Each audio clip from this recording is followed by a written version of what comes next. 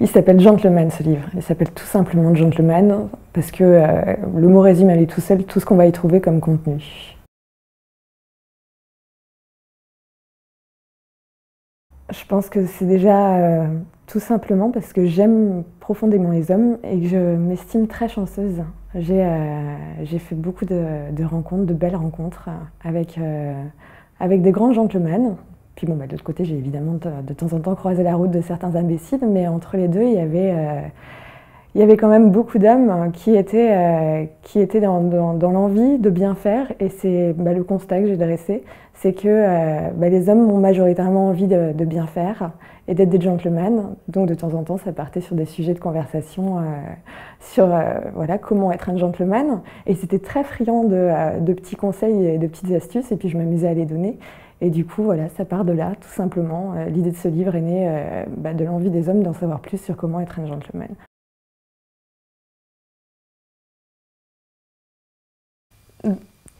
Aux hommes, et je pense qu'il n'y a pas de génération d'hommes plus qu'une autre qui serait touchée par ce livre, puisque pour moi, c'est pas une question de génération d'être un gentleman, c'est à tout âge en fait. Et ça s'adresse aux hommes qui soient célibataires, dans une jeune relation ou dans une relation beaucoup plus installée, parce que tout simplement, il n'y a pas de moment précis pour commencer à bien faire. Voilà, on peut toujours s'améliorer et devenir la meilleure version de soi et puis faire des choses encore mieux. Et c'est ça qui est important.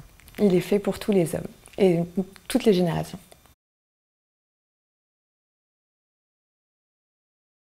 Ce qui m'a intéressée, c'était déjà de pouvoir faire par petits points. Donc en fait, chaque point ont été regroupés dans des grands chapitres.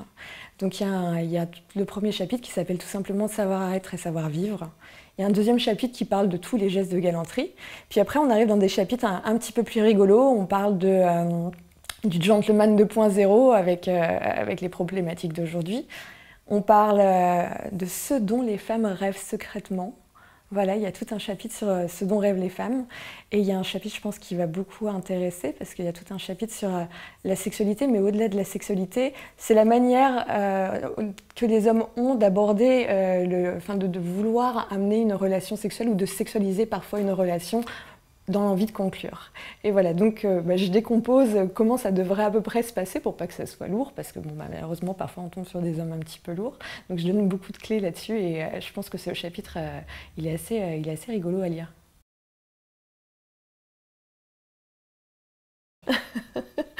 Je la sentais venir cette question, c'est rigolo.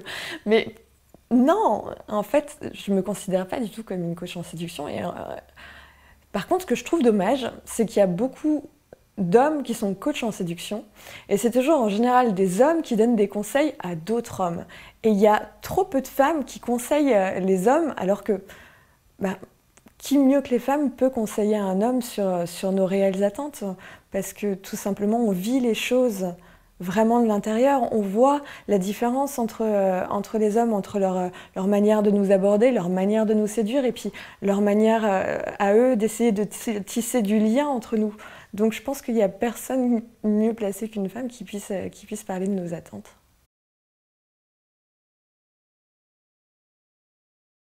Ah, pas du tout. J'adorerais vraiment que les femmes lisent ce livre, parce que c'est aussi pour elles que je l'écris.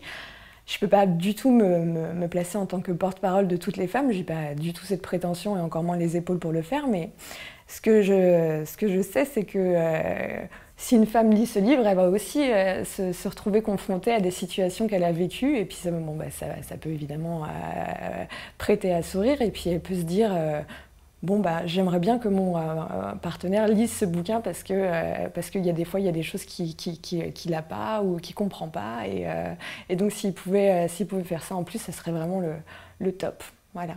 Parce que finalement, les hommes et les femmes, on a très envie de se comprendre, mais on ne parle pas toujours de langage cohérent, enfin qui vont ensemble. Et du coup, ça fait des incompréhensions, ça fait quelques non-dits, c'est dommage. Et ce livre, il est là pour apporter deux, trois petites clés comme ça de langage des femmes. Là, je pense que si une femme offre ce genre de livre à son mari, c'est même plus du message subliminal, il faut le prendre très au pied de la lettre.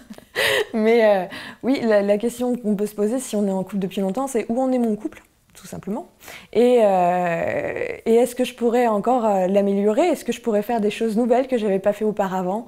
Et est-ce que j'ai envie, dans ma relation, de plus de bonheur, de plus d'échanges, de plus de partage, de plus de bienveillance, et finalement faire monter le niveau de qualité de ma relation avec ma partenaire? Voilà, et parce que tout est possible et à n'importe quel moment, un jeune couple ou un couple beaucoup plus installé.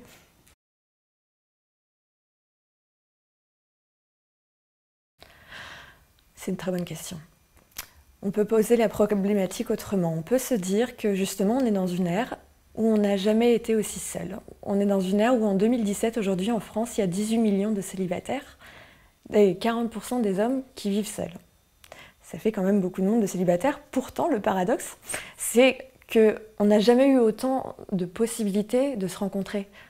On sort, on voyage, on a des réseaux sociaux et puis on a même des applications de rencontres. En France, il y a plus de 2000 applications de rencontres, toutes plus ou moins spécialisées pour justement matcher par affinité, etc. Donc on a vraiment comme un catalogue en fait, effectivement, de l'humain. Donc on peut faire de la consommation d'humain comme ça et rester sur des relations, si on papillonne d'une relation à une autre, sur des choses très très superficielles au final. Mais ce livre, en fait, il amène une autre façon de penser. C'est se poser la question, pourquoi je suis célibataire? Et pourquoi on est célibataire? En général, c'est parce qu'on a beaucoup d'attentes de l'autre et on attend que la personne fasse des démarches, faire des choses pour nous, etc. Et là, on va inverser les choses. On va amener plus de bienveillance et on va faire plus de choses pour l'autre parce que quand on donne, forcément, on va recevoir. C'est pareil, si je suis un gentleman, je peux faire monter le niveau de relation ou alors, comme